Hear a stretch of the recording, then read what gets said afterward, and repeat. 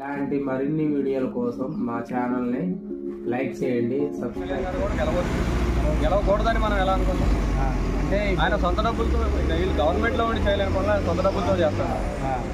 కౌలు రైతులకే కానివ్వండి, మరి రోడ్లే కానివ్వండి, ఆయన ఒక నైట్ వెళ్ళి రోడ్డు పరామర్శిస్తా అంటే నైట్కి రోడ్లు పోసారు. మీకు ఐడియా ఉందో లేదు చేశారు. మరి ప్రజలకి ఆయన సొంత డబ్బులతో ఖర్చు పెట్టి ఆయన గెలవకూడదని మనం ఎందుకు అనుకోవాలి? అంటే ఇప్పుడు ప్రత్యేకంగా జగన్ గారు పిఠాపురం నియోజకవర్గానికి ఫోకస్ పెట్టిండు. దొంగ గీతాన్ని ఎలాగైనా గెలిపించాలి, నియోజకవర్గ ఇన్ఛార్జిని కూడా పెట్టిండు.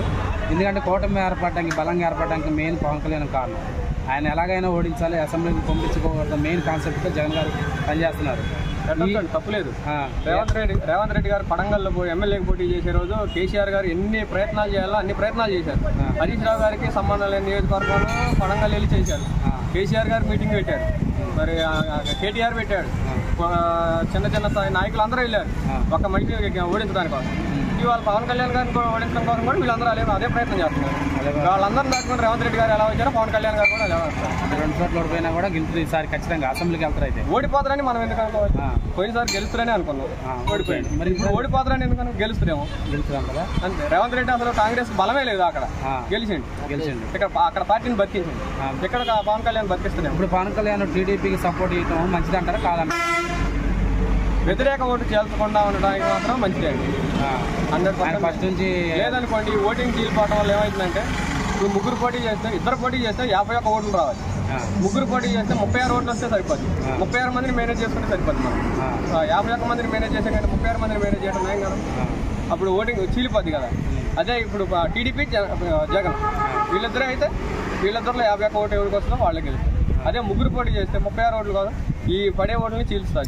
జగన్మోహన్ రెడ్డి ఏమంటాడు, మంత్రులు కానీ వీళ్ళందరూ ఏమంటున్నారు, నేను సింహాన్ని సింగిల్గా వస్తున్నాను, మీరు అందరూ గుంపులుగా వస్తున్నారు. మా ఊర్లో పిచ్చిపక్క ఒంటరిగానే వచ్చింది. దాన్ని ఎమ్మడబట్టం కోసం మేము ఊరు మొత్తం ఎమ్మడబట్టాం. ఊరు ఆడిన దాకా ఎమ్మడబడిపోయాం. ఇది ఒకళ్ళ పేరా అందరూ పేరా? అందరం పోయాం. పిచ్చిపక్కలు కూడా ఒంటరిగానే వస్తాయి అని అంటుండగా అంటారు. పిచ్చిపక్కలు కూడా ఒంటరిగానే వస్తాయి. అయితే దేశ చరిత్రలో నేను చేయని పనులు చేయలేదు, ఏం చేయలేదు, నేను చేశాను మీ అని అంటుండగా జగన్. ఆయన చేసిన వాటిలో ఆయన చేయలేదు అని కూడా అనుకోకూడదు. ఆయన చేసిన వాటిలో వాలంటీర్ వ్యవస్థ చాలా బాగుంది, చేసినవి కూడా చెప్పుకోవాలి. సంక్షేమ పథకం వాలంటీర్ వ్యవస్థ ద్వారా పథకాలు ఇంటికి వెళ్ళడం బాగానే ఉంది. చదువుకున్న వాడికి ఉద్యోగం లేదు.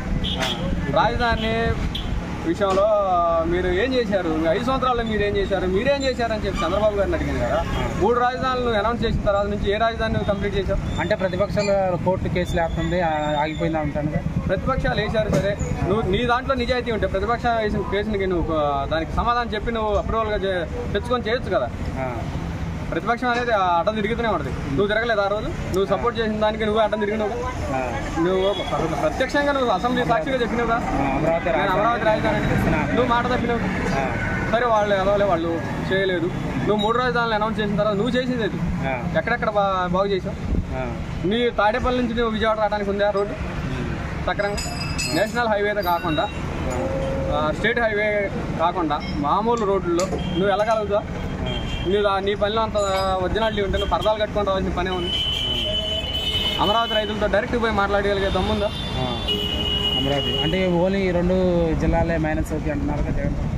పైన కూడా మైనస్ అవుతుంది అంటారా? 2 జిల్లాల మైనస్ అయితే కర్నూలులో పరదాలు కట్టుకొని తిరగాల్సిన పని ఉంది. అక్కడ కూడా తిరిగినట్టు పక్క ఛానల్ చూస్తూనే ఉన్నాం కదా, ఛానల్లోనే చూస్తున్నాం కదా. మొత్తానికి అయితే పిఠాపురంలో పవన్ కళ్యాణ్ అంటారు. మరి సీఎం ఎవరు అవుతారు అంటారు? సీఎం చంద్రబాబు నాయుడు గారు అవుతారు. 100%. ఇది అభివృద్ధిగా ఉన్న పక్షంలో మేము ఆంధ్ర రాష్ట్రాన్ని వదిలిపెట్టుకోవడానికి సిద్ధంగా ఉన్నాం. మీరు ఆంధ్ర రాష్ట్రాన్ని మీరే వదులుతారా? అంతేనంటారా? వ్యాపారాలు చేసే వాళ్ళకి సపోర్ట్ ఇవ్వకపోగా ఆ ట్యాక్స్ అని ఈ ట్యాక్స్ అని చెత్త పన్ను కూడా వేస్తున్నారంట. నిజమే, చెత్త పన్ను వేస్తున్నారు. అడ్వర్టైజ్మెంట్ కోసం మా షాప్ ఇది అని చెప్పి రోడ్డు మీద బోర్డు పెట్టుకుంటే, బోర్డు పెట్టుకున్నందుకు 1000 రూపాయలు, 1050 రూపాయలు బోర్డు ఫైన్ ఇచ్చారు. ఇది షాప్ ముందు మీ బోర్డు మా షాప్ ముందు మా షాప్ బోర్డు పెట్టుకుని మా ప్లేస్లో మేము పెట్టుకుంటే 1050 రూపాయలు ఫైన్ ఇచ్చారు. పైన అది ట్యాక్స్ అది పెట్టుకోవాలి.